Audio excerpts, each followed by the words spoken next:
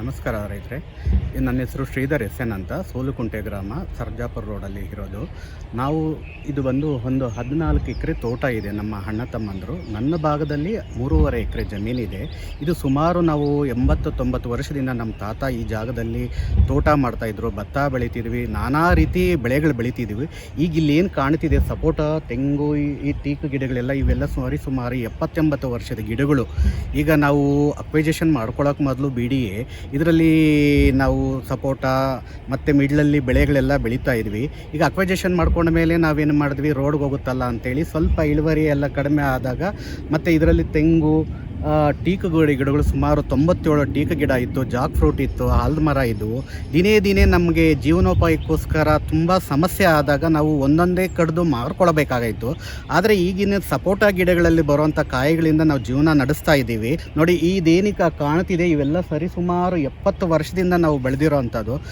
ಇವತ್ತು ಅಕ್ವೈಜೇಷನ್ ಮಾಡಿಕೊಂಡು 13 ಆ್ಯಕ್ಟಲ್ಲಿ ದುಡ್ಡು ಕೊಡಲ್ಲ ಅಂದಾಗ ಈ ಮರಗಳಿಗೆ ನಾವು ಎಲ್ಲಿಂದ 70 ವರ್ಷದಿಂದ ಬೆಳೆದಿರೋಂಥ ಮರಗಳಲ್ಲಿ ಇವತ್ತು ₹1 ನಮ್ಗೆ ಸಿಗಲ್ಲ ಅಂದಾಗ ಈ ಬೆಳೆಗಳಿಗೆ ಬೆಳಿಬೇಕು ಅಂದರೆ ಎಷ್ಟು ಕಷ್ಟಪಟ್ಟಿರ್ತೀವಿ. ಇದಕ್ಕೆ ಗೊಬ್ಬರ, ನೀರು, ಪ್ರತಿಯೊಂದು.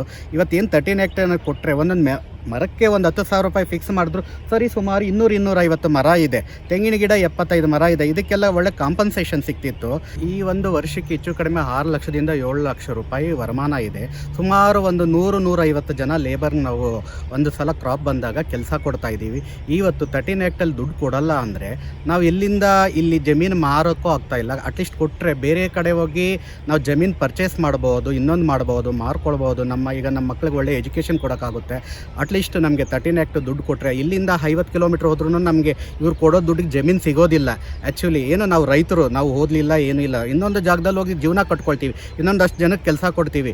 ಇವತ್ತು ಕೆಲಸ ಕೊಡೋಕ್ಕೂ ಆಗಲ್ಲ, ನಾವು ಜೀವನ ಕಟ್ಕೊಳ್ಳೋಕ್ಕೂ ಆಗಲ್ಲ ಅಂದರೆ ಮುಂದಿನ ನಮ್ಮ ಜೀವನ ಹೇಗಿರುತ್ತೆ ಅಂತ ನಾವು ಊಹಿಸ್ಕೊಳ್ಳೋದು ತುಂಬ ಕಷ್ಟ ಆಗ್ತಾಯಿದೆ.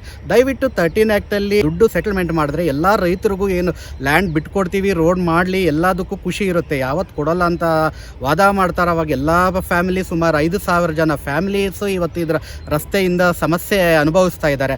ದಯವಿಟ್ಟು 13 ಆ್ಯಕ್ಟಲ್ಲಿ ದುಡ್ಡು ಕೊಡೋ ಅಂಥದ್ದು ಒಂದು ವ್ಯವಸ್ಥೆ ಮಾಡಿಕೊಂಡು ಕೊಡಿ ರೈತರಿಗೆ.